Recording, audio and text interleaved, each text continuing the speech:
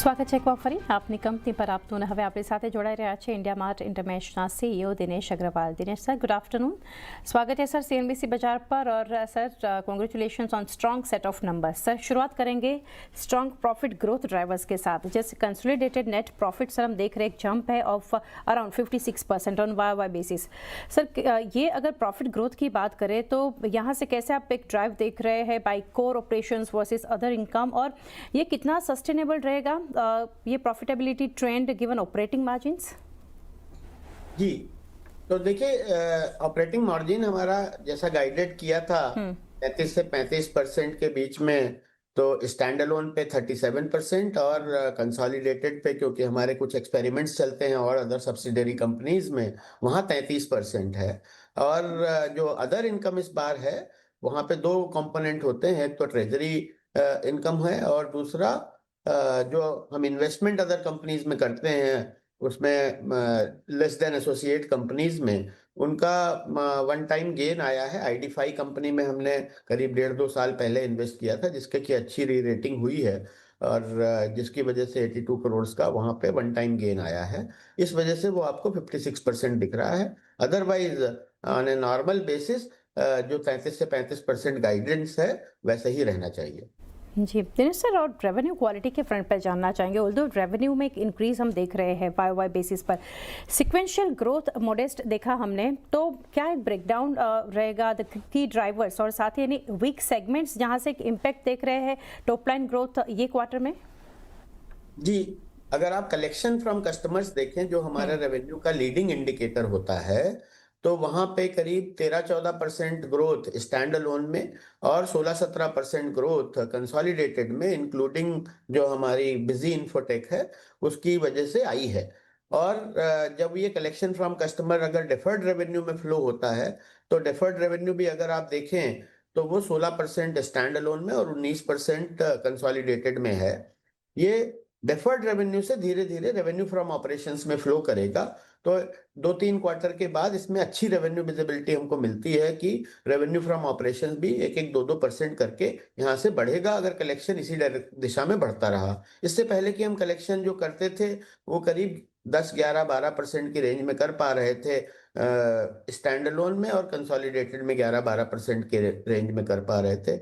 इस बारी आप कई 4-5 क्वार्टर के बाद हम 13-14% की कलेक्शन में पहुंचे हैं ग्रोथ में, और हम कोशिश करेंगे कि आगे भी डबल डिजिट में कलेक्शन ग्रोथ मेंटेन करें, जिसका कि बेटर रेवेन्यू पे फायदा मिलेगा। जी डेफिनेटली। दिनेश सर, और एक मार्जिन ट्रेंड के ऊपर जानना चाहेंगे। कंसोलिडेटेड एबिटा मार्जिन 33% हम देख रहे हैं, ये जो मार्जिन प्रेशर जो है सर वो कहाँ से देख रहे हैं? From cost increase like employ cost है या फिर एआई इन्वेस्टमेंट्स है, और ये कैसे कॉस्ट को बैलेंस करेंगे आप एब्जॉर्ब करने के लिए versus strategic spends specially on technology and platform enhancements? देखिए, दो चीजें हैं। अगर आप EBITDA margin stand alone India mart business का देखिए तो वो करीब 37% अभी भी है, जिसका कि लॉन्ग टर्म गाइडेंस करीब 35-36% का हमने दिया हुआ है। और अगर आप कंसोलिडेटेड में देखें तो वहां पे कई सारे एक्सपेरिमेंट चलते हैं, जैसे बिजी इन्फोटेक हमने एक्वायर किया, हमने लाइव कीपिंग टेक्नोलॉजीज एक्वायर किया, और उसके अलावा कंसोलिडेटेड में हमारे पास जो हमारी माइनॉरिटी इन्वेस्टमेंट्स हैं उन कंपनियों में जो एक्सपेरिमेंट चल रहे हैं, कुछ कंपनियां अभी ग्रोथ फेज में है, वहां पे लॉसेस भी होते हैं, तो उसका शेयर ऑफ लॉस भी कंसोलिडेटेड में आता है। और इसके अलावा इस पर्टिकुलर क्वार्टर करीब 5 से 8 क्वार्टर का 5 से 8 करोड़ का करीब जो ये लेबर कोड की चेंजेस की वजह से वन टाइम हिट आया है, वो भी है। तो अगर आप देखें तो लॉन्ग टर्म में जो हमारा गाइडेंस है वो 33 से 35% के बीच में वो मेंटेन रहने की उम्मीद है। इसके अलावा टेक्नोलॉजी में जो इन्वेस्टमेंट्स होते हैं वो अगर आप देखें तो जितने इन्वेस्टमेंट्स होते हैं उसका कॉस्ट एडवांटेज भी साथ के साथ मिलता है। 1-2 क्वार्टर आगे पीछे उसका कॉस्ट एडवांटेज भी मिलता है, क्योंकि टेक्नोलॉजी से जो ऑटोमेशन होते हैं आजकल एआई की वजह से बहुत सारी टेक्नोलॉजीज ऐसी आ गई हैं, जैसे कि वॉइस टेक्नोलॉजी के बारे में मैंने कल अपनी कॉन कॉल में भी बताया था। हमने बायर्स का कॉल सेंटर काफी कुछ ऑटोमेट किया है, और आज हम करीब 1 लाख कॉल्स पर डे की बायर की रोबोट के थ्रू हैंडल कर पा रहे हैं, बिल्कुल ह्यूमनली तरीके से, जिसमें कि बहुत अच्छा बायर का एक्सपीरियंस आ रहा है। कुछ हद तक अगर देखा जाए तो ह्यूमन के कॉल सेंटर के एजेंट से भी बेटर एक्सपीरियंस आ रहा है। तो ऐसी जगहों पे जो इन्वेस्टमेंट होता है और जो उसका एडवांटेज मिलता है कॉस्ट में, वो थोड़ा 1-2 क्वार्टर 3 क्वार्टर आगे पीछे मिलता है। इस वजह से ये आप फ्लक्चुएशन देखते हैं 1-2% की। सर नेक्स्ट एआई के ऊपर ही था जो पॉइंट मुझे कवर करना है। एआई और टेक्नोलॉजी इन्वेस्टमेंट के फ्रंट पर देखिए, प्रीवियसली जैसे आपने हाईलाइट किया था ऑटोमेशन एंड एआई इनिशिएटिव्स, क्या सर आप क्वांटिफाई कर सकते हैं दिनेश सर एक्सपेक्टेड इम्पैक्ट अगर देखें ये जो इन्वेस्टमेंट है on customer acquisition, engagement, operational efficiency और मोनेटाइजेशन आने वाले 2 से 3 साल की अगर बात करें तो? जी, 2 से 3 सालों में मतलब इतना ज़्यादा चेंजेस हो रहे हैं आज की तारीख में टेक्नोलॉजी में, जिसमें कि नए-नए अपॉर्च्युनिटीज़ उभर के आ रही हैं, नए-नए थ्रेट्स भी उभर के आ रहे हैं। तो अगर आप देखें तो काफ़ी सारी अपॉर्च्युनिटीज़ हमारे जैसे एक लार्ज प्लेटफ़ॉर्म के लिए है, जहाँ पे बहुत सारा डेटा जनरेट होता है, बहुत सारी कॉलिंग की जाती है, बहुत सारा कस्टमर इंटरैक्शन होता है। तो अगर स्टार्ट करें तो प्रोडक्ट कैटेगरी का जो इंटेलिजेंस है, जो फ़ोटो का इंटेलिजेंस है, वीडियो का इंटेलिजेंस है, डेटा इनसाइट्स और एनालिटिक्स है, वहाँ पे हमारी एबिलिटी काफ़ी ज़्यादा बढ़ने वाली है। इसके अलावा जो कंटेंट मॉडरेशन है, यूज़र वेरिफिकेशन है, ट्रस्ट है, उस जगह पे भी एआई का काफ़ी अच्छा इस्तेमाल होगा। इन सारी चीज़ों से हमारा ज़्यादा बड़ा इम्पैक्ट आने वाला है कस्टमर एक्सपीरियंस पे और चाहे वो बायर का एक्सपीरियंस हो, चाहे वो सेलर का एक्सपीरियंस हो। अगर बायर और सेलर का एक्सपीरियंस अच्छा होगा तो उससे प्लेटफ़ॉर्म की स्टिकीनेस बढ़ेगी और आने वाले समय में हमें उम्मीद है कि उससे रेवेन्यू और प्रॉफ़िट दोनों में फ़ायदा होगा। राइट। और सर आगे अगर जाने आउटलुक और गाइडेंस के फ्रंट पर फॉरवर्ड लुकिंग नंबर अगर आप नहीं दे सकते तो in terms of revenue growth देखें, profit margins, expected range of customer additions जो है वो देखने जाए अगर macro economic, marketplace activity, tech adoption को ध्यान में रखकर आप क्या देना चाहेंगे? देखिए, हम कोशिश कर रहे हैं कि हमारी collection from operation double digit में बनी रहे अगले 2-3 क्वार्टर और दूसरा हमारा जो रेगुलर काम चल रहा है सिल्वर कस्टमर की चर्न मैनेजमेंट पे, क्योंकि हम बाय लीड की क्वालिटी और इंक्वायरी की क्वालिटी और बायर का रिपीट रेट बेटर करना चाहते हैं, उस डायरेक्शन में हम काम करते रहेंगे।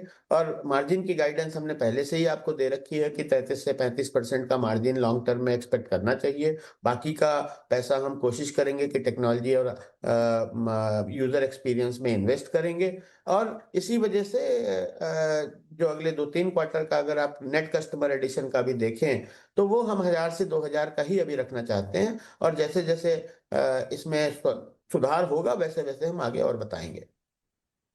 दिनेश सर एक पॉइंट मुझे कवर करना था, कंपटीशन और पार्टनरशिप की बात करें तो जैसे कंपटीशन B2B मार्केट प्लेसेस में डोमेस्टिकली या इंटरनेशनली बढ़ते हम देख रहे हैं, डाइवर्सिफिकेशन प्रायोरिटी सर जो है या फिर स्ट्रेटेजिक पार्टनरशिप और प्रोडक्ट इनोवेशन कैसे यहाँ से प्लान है कंपनी के, कॉम्पिटिटिव प्रेशर जो अभी हम देख रहे हैं उसके लिए? देखिए हमारे टाइप के एसएमई B2B में, मिड मार्केट B2B में कोई खास बड़ा प्लेयर अभी तक उभर के नहीं आया है। अगर आप देखें तो कंपटीशन 2 ही हैं लार्ज स्केल पर, या तो एक गूगल है जो कि लीड जेन या एडवर्टाइजिंग में आता है, या फिर अमेज़न है। जो इंडियन डोमेस्टिक प्लेयर्स बहुत सारे B2B में आए हैं वो ज़्यादातर ट्रेडिंग बिज़नेसेस में हैं या क्रेडिट बिज़नेसेस में हैं। अभी तक कोई भी मार्केट प्लेस बिज़नेस में, टेक्नोलॉजी बिज़नेस में बड़ा मीडिया प्लेयर नहीं दिखाई दे रहा है।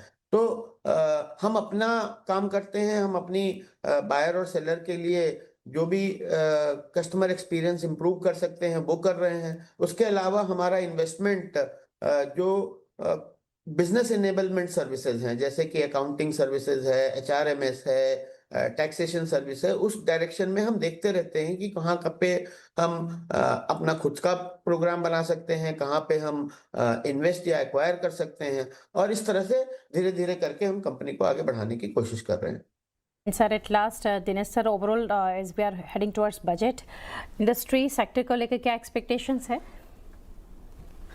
हमारी तो हमेशा एक ही एक्सपेक्टेशन रहती है फाइनेंस मिनिस्ट्री से और गवर्नमेंट से कि एसएमईज के लिए जहां तक हो सके वहां तक इसको सरलीकरण किया जाए बजट का, और काफी काम किया है पिछले कई सालों में। हमारी उम्मीद है कि आने वाले समय में जीएसटी की लिमिट जो 2016-17 में 18 में सेट करी गई थी 40 लाख रुपए की, या तो उसको बढ़ा दें। दूसरा जो जीएसटी की लिमिट 1.5 करोड़ रुपए की सेट की गई थी क्वार्टरली, उसके लिए उसको भी बढ़ाना चाहिए शायद, क्योंकि बहुत छोटे छोटे व्यापारी वो जीएसटी के बझाव में नहीं आना चाहते हैं। और उसके अलावा अगर आप देखें तो जो क्रेडिट की फैसिलिटी है और इंटरेस्ट रेट की फैसिलिटी है, उसका भी हमारे ख्याल से ध्यान देना चाहिए। एक और खास बात यह है कि जो नया लेबर कोड है, वो भी स्मॉल और मीडियम बिजनेसेस के लिए हो सकता है कि थोड़ा दिक्कत वाला काम हो। तो इस डायरेक्शन में ही काम करने की उम्मीद है। और उसके अलावा अगर एक खास बात यह है कि अगर प्राइवेट लिमिटेड कंपनीज को 25% का इनकम टैक्स मैक्सिमम लिमिट दिया गया है, तो वो कम से कम पार्टनरशिप फर्म और एलएलपी पर भी देना चाहिए।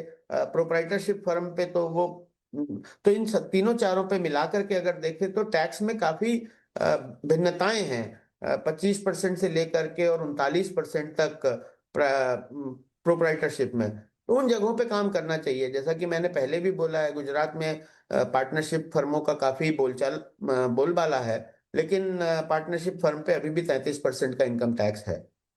जी, Dinesh sir, it's always a pleasure आपके साथ जब डिस्कशन करते हैं। Thank you again sir for connecting and best wishes for coming quarters. Thank you જી, થેન્ક યુ જી, તો આ રીતે ઇન્ડિયા માર્ટના મેનેજમેન્ટ સાથે આપણે ચર્ચા કરી અને સ્ટોક ખાસું પોઝિટિવ એક્શન આજે માર્કેટના ઘટાડામાં પણ બતાવી રહ્યું છે।